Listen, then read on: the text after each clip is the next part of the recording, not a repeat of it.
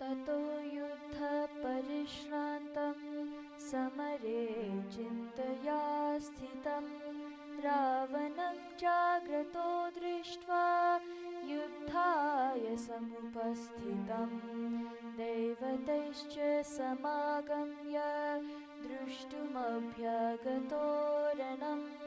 उपागम्य ब्रवीद्रामम् अगस्त्यो भगवान् ऋषिः राम राम महाबाहो शृणु गुह्यं सनातनं येन सर्वनरीवात्स समरे विजयष्यसि आदित्यहृदयं पुण्यं सर्वशत्रुविनाशनं जयावहं जपे नित्यम् अक्षयं परमं शिवम् सर्वमङ्गलमाङ्गल्यं सर्वपापप्रणाशनं चिन्ताशोकप्रशमनम् आयुर्वर्धनमुत्तमम् रश्मिमन्तं समुद्यन्तं देवासुरनमस्कृतं पूजयस्व विवस्वान्तं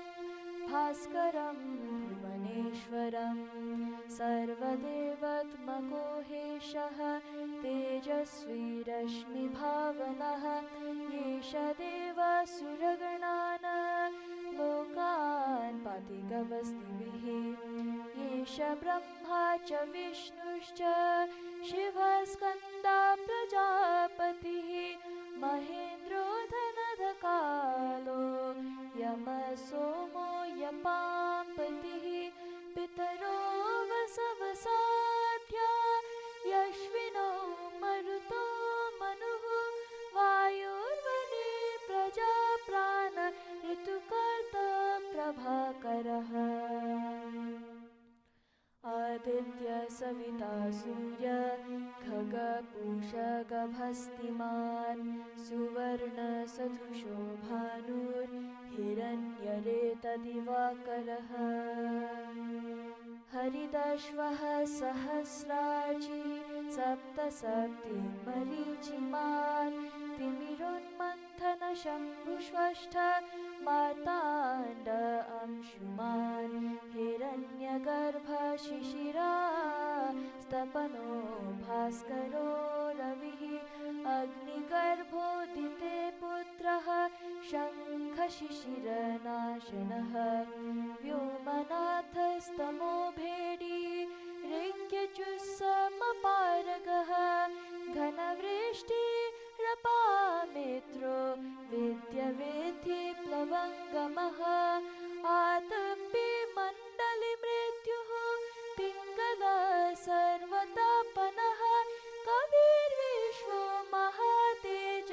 रक्तसर्वभवोद्भवः नक्षत्रग्रहतारानामधिपो विश्वभावनः तेजसामपि तेजस्वी द्वादशात्मन् नमोऽस्तु ते नमः पूर्वाय गिरये पश्चिमाय त्रये नमः ज्योतिर्गणनं पतये दीनधिपतये नमः जयाय जयभद्राय हर्यश्वाय नमो नमः नमो नमः सहस्रांशो आदित्याय नमो नमः नम उग्राय वीराय सारंगाय नमो नमः नमः पद्मप्रबोधाय मार्ताण्डाय नमो नमः ब्रह्मेश नच्युतेशाय सूर्यादित्यवर्चसे भास्वते सर्वभक्षाय रौद्राय विभुषे नमः तमोज्ञाय हिमज्ञाय शत्रुज्ञाय मितात्मने कृतज्ञज्ञाय देवाय ज्योतिषां पतये नमः तप्तचामीकराभाय वनये विश्वकर्मणे नमोस्तमोऽभिनिज्ञाय लोकसाक्षिणे नाशत्येष विभूतं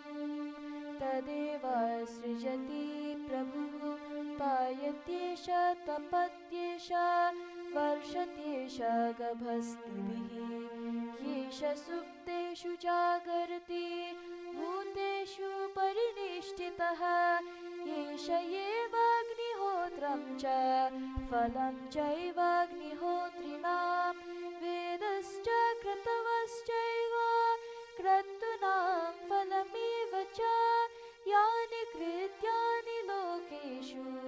सर्व एष रविप्रभुः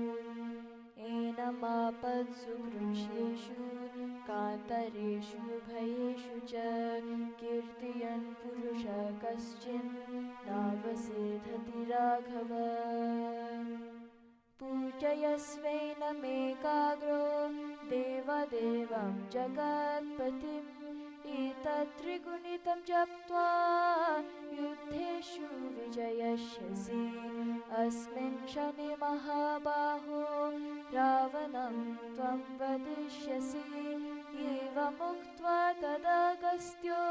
जगामाच यथागतम् एतश्चुत्वा महातेज नष्टशोको भवत्तदा धार्यमास सुप्रीतो राघव प्रयतात्मवान् आदित्यं प्रेक्षय जप्त्वा तु परं हर्षमवाप्तवान् त्रैर्यचम्य शुचिर्भूत्वा धनुरादाय वीर्यवान् रावणं प्रेक्षरिष्टात्मा युद्धाय समुपागतं सर्वयत्नेन महता